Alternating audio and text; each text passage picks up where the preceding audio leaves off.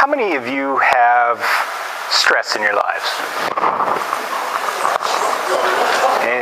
How many of you do not have any stress in your lives? Okay. How many of you like to know what the 3 biggest stressors are in your life right now and how to eliminate them? How many of you would not like to know? How many of you have arms that don't work? Please raise your hands. Okay, great. Thank you so much for having me. And again, Sue, thank you so much for... Where did you go, Sue? There you are. Thanks for inviting me along to such a nice, wonderful group of people. It's really an honor and a privilege to be here. So tonight's workshop is going to be a little bit of an abbreviated version of my 3 keys to beating stress. How many keys are there? 3. How many? 3. Okay. Here's what we need to do. Could I get everybody to please stand up?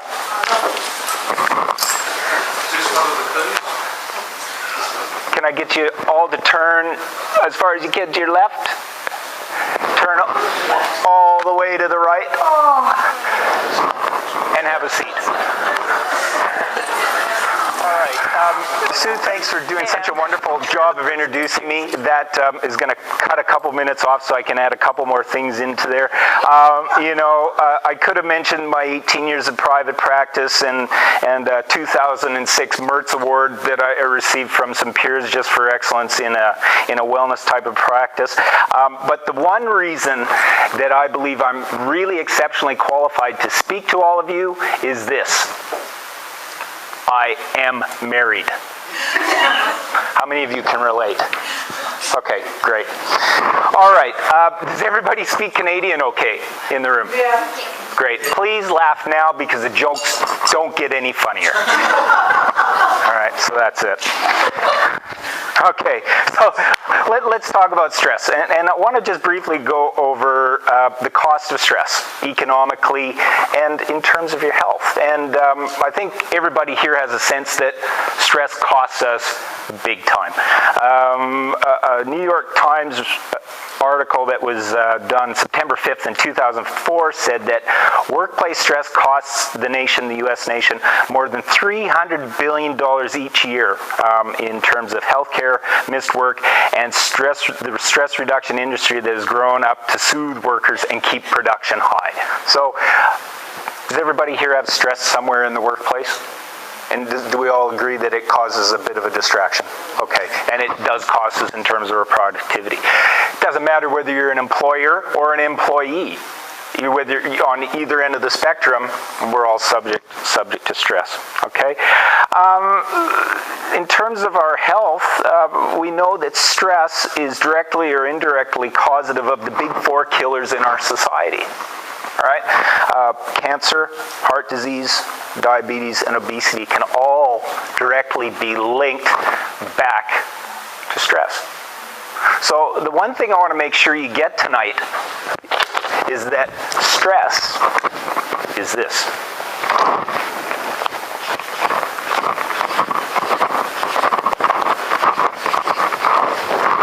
What's the word, please? Killer. So turn to the person next to you and say, stress is a killer. Okay, go. All right. So here's the thing. If stress does us so much damage, why do we have a stress response? Okay? If it's causing so many problems, it's costing us economically, and it costs us in terms of our health, it really...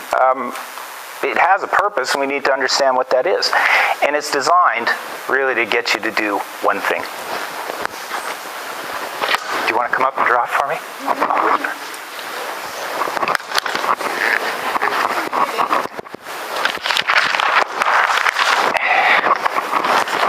It's to get you to take this.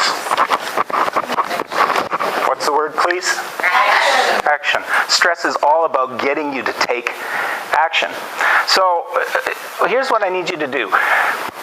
Imagine that right now we're all alive, but it's 10,000 years ago.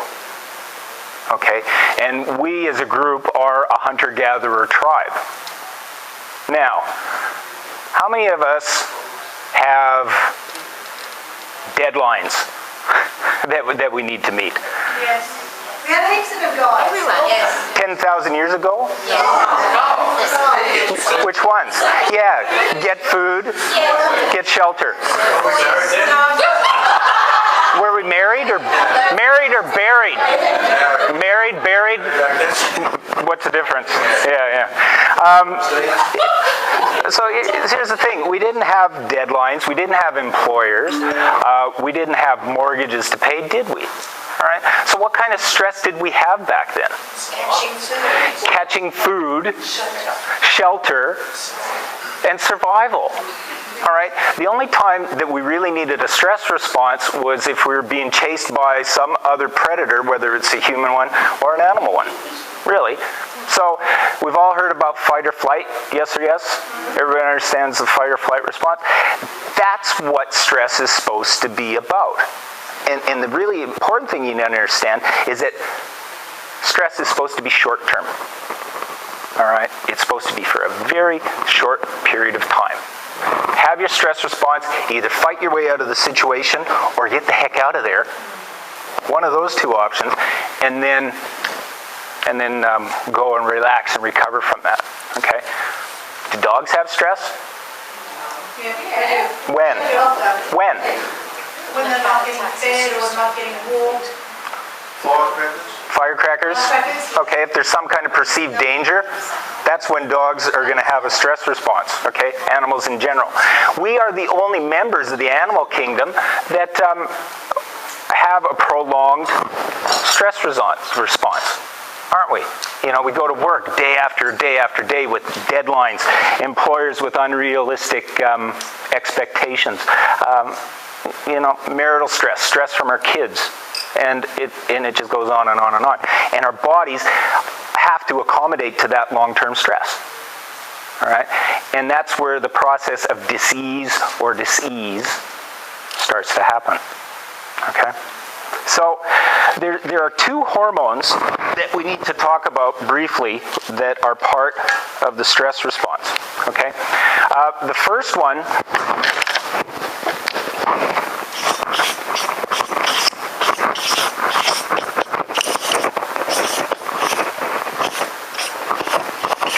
adrenaline, okay? And we just briefly talked about that. That's the fight or flight hormone.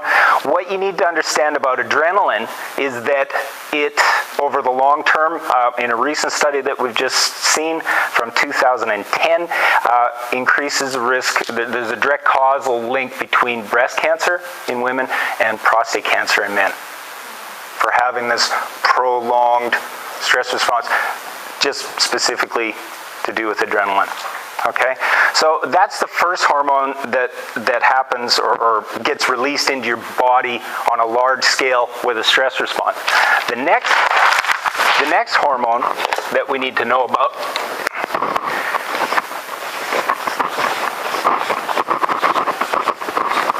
is this one, cortisol. Who here's heard of cortisol? Okay, well, cortisol is a little hormone that comes out of your adrenal cortex, and it has a couple of very, very specific jobs to do. The first one is to suppress your immune system.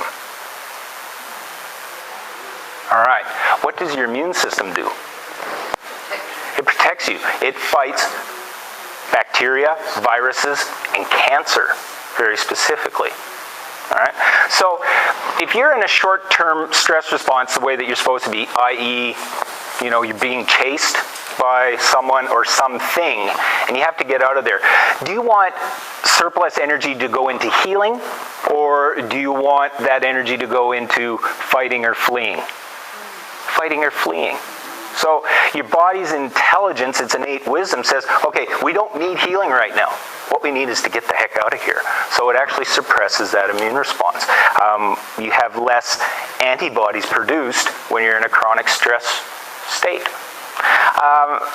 It also increases your blood sugar to elevated levels. I'm going to be doing a one-day wellness seminar on Saturday, September 8th, and unfortunately I'm not going to get to go through a lot of stuff I'd love to share with you tonight, but I'm going to invite you all to come to that, and I'm going to talk about some of these other bad effects of cortisol, how sugar affects your immune system function as well. It also leads to insulin resistance, which you may or may not have heard about. It's a fairly big topic in the news these days, insulin resistance, diabetes, and the cost of insulin resistance and diabetes in terms of your health are going to surpass cancer and heart disease as the biggest strain on our healthcare system's budget within the next 10 years. Okay, so I'm going to talk about that a little bit further on.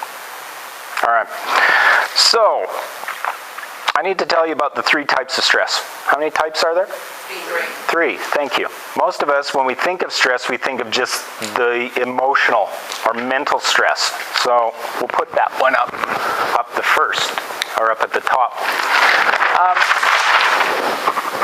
What are some of the things that stress you folks out?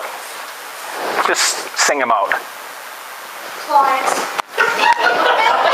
Is that having them or not having them? Both. Yeah. So I'll put M-E for mental, emotional stress. All right, so that's at the top of the pyramid. What else? Deadlines. Deadlines. Fast. What else? Getting out of the house in the morning. Have you got kids? Okay, yeah, I can relate. Yeah. Not enough time. Okay. So what all those things have in common, it all really comes back to one word, and that's worry. Isn't it? All right, worried about getting out of the house on time, worried about not getting clients, or worried about meeting our clients' demands. It all comes down to a form of worry, which, you know, is really, if you want to shorten it, it comes down to fear. Isn't it? And that's the fight or flight response is in direct response to fear or perceived threat. All right. The one tip I'm going to give you about worry, and is a really, really important part of tackling the mental and emotional stress, is something that I refer to as PTC. And that stands for present time consciousness. All right? Present time consciousness. And what that means is it means that you're right here, right now. Does anybody know what I mean by that? Okay, just a quick show of hands. How many of you have actually driven the F3 from Sydney to Newcastle? I think everybody in the room's pretty much done that. All right, so at Hornsby, you get off the ramp, and there's that 80 zone, and then you get into that 110 kilometer zone right away, and then, you know, put it on cruise control, and off you go. And you're heading home to Newcastle. And let's say it's Sunday afternoon, and we're trucking along, and then we're thinking, okay, I gotta get home. Oh, I've got to iron that shirt. Am I going to wear that one tomorrow, or am I going to wear the blue one? I don't know. I think the blue one's in the wash. I can't wear that one. Oh, what are we going to have for dinner tonight? It's 4 o'clock. Oh, what have we got in the freezer? Da da da da da. Have you ever noticed that you could literally drive from the exit to the off ramp at Palmer's Road without even realizing that you're driving? Who's done that? Okay, what are you doing? You're driving. There's like 2 tons of plastic and metal and rubber and other stuff, and one false move. Wait, what country am I in? Yeah. I got to stay on this side, don't I? Yeah. But the point is, it's something that we can do without even really being present. Okay? Here's the thing. Most people are living their whole entire lives without actually being present. All right? You're either remembering something that you did, that you enjoyed, you're remembering something that stressed you out, and you keep creating this stress pattern from some event that you're remembering, or maybe you're looking forward to some kind of relief in the future, or you're worried about some kind of deadline coming up. Okay? And easily 98% of people are doing this their whole entire life, and they're not staying focused right on right now. Okay, so there's an excellent book by a guy named Eckhart Tolle, Tolle, and in his book is called The Power